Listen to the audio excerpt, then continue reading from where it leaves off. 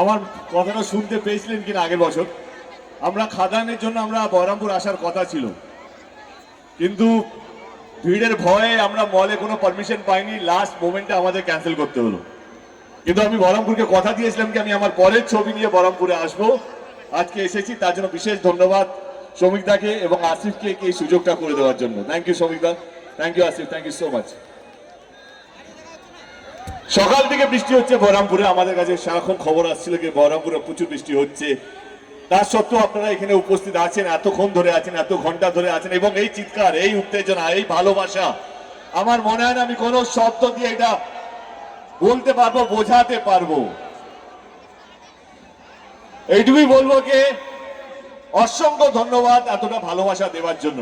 হ্যাঁ, আমার ছবি রিলিজ হচ্ছে রঘু ডাকাত। রঘু ডাকাত একটা বাহানা আপনাদের সঙ্গে দেখা করার জন্য।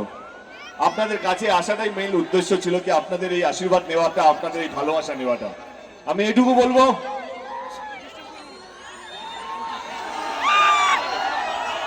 যে আজকে যেই ভালো, আস্তে আস্তে আস্তে ধাক্কা দিতে হবে না, 5 মিনিট আছে, ধাক্কাই দাও, থাক থাক থাক থাক, এখানে থাক।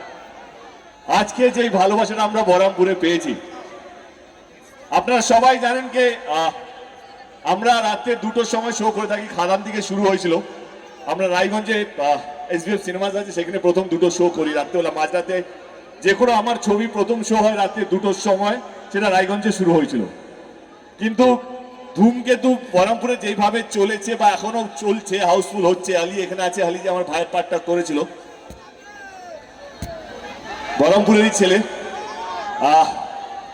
এটাই বলবো কি এখনো ধূমকেতু রমরমিয়ে চলছে। বহরমপুরে এখনো রমরমিয়ে চলছে। আমি আজকে কথা দিয়ে গেলাম, রঘু ডাকাতের প্রথম শো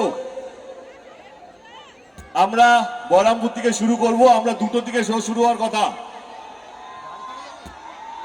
রঘু ডাকাতের বাংলার প্রথম শো বহরমপুরে রাত 1:30টার সময় কনফার্ম করে গেলাম।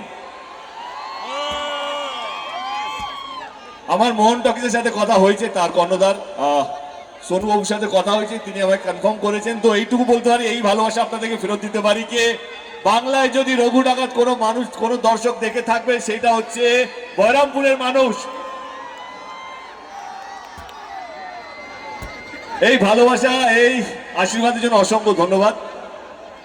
রঘু ডাকাত এমন একটা ছবি যেটা আমার মনে হয় যে বাংলায় এর আগে হয়নি।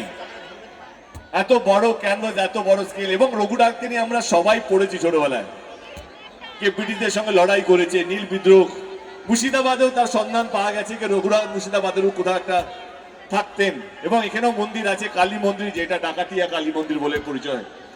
তো এইটুকু বলবো যে বাংলার ইতিহাসের মধ্যে লুকিয়ে থাকা একজন সুপার হিরো, একজন রবিন হুড, তাকে নিয়ে সিনেমা বানিয়েছি আমরা সবাই মিলে, তার নাম রঘু ডাকাত। এই 25 বা 26 তারিখে ছবিটা রিলিজ হবে। এবারে আপনারা আপনাদের সব পরিবার নিয়ে প্লিজ ছবিটা দেখুন, এবং সবাইকে বলুন ছবিটা দেখার জন্য।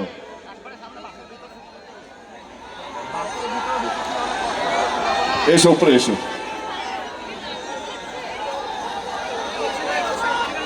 শ্রমিককে অসংখ্য ধন্যবাদ, আমাদের অনেক পুরনো বন্ধু, পুরনো পরিচয়। আগে আর বেশি সময় নেব না, আমার টিম যখন সঙ্গে আছে। রঘু ডাকাতের গানটা মনে আছে, জয়কালী গানটা? তাহলে একটা নাচ দিয়ে শেষ করা যাক অনুষ্ঠানটা সবাই মিলে। আচ্ছা দেবা, তার আগে আমি একটা অ্যানাউন্সমেন্ট আজ করতে চাই। তুমি এটা জানো না, বহরমপুরে কারা কারা রয়েছেন যারা সুপারস্টার দেবের সাথে কাজ করতে চান? তো স্বপ্ন দেখা ছাড়বেন না, কারণ রঘু ডাকাতের মিউজিক টিমে একটা ছেলে আছে যাকে দেবদা সুযোগ দিয়েছে, যার নাম দেবজিৎ। সে আপনাদেরই এখানকার ছেলে, সেই রঘু ডাকাতে কাজ করছে। তাই সুপারস্টারের জন্য জোরে হাততালি। প্রত্যেকটা শহরে যদি ট্যালেন্ট দেখে, তাকে সুযোগ দেয় লোকটা। তাই আপনারা স্বপ্ন দেখা ছাড়বেন না, বহরমপুরের থেকে অনেক ভালো ভালো লোকজন উঠে আসছে। Thank you so much. বাকি এবার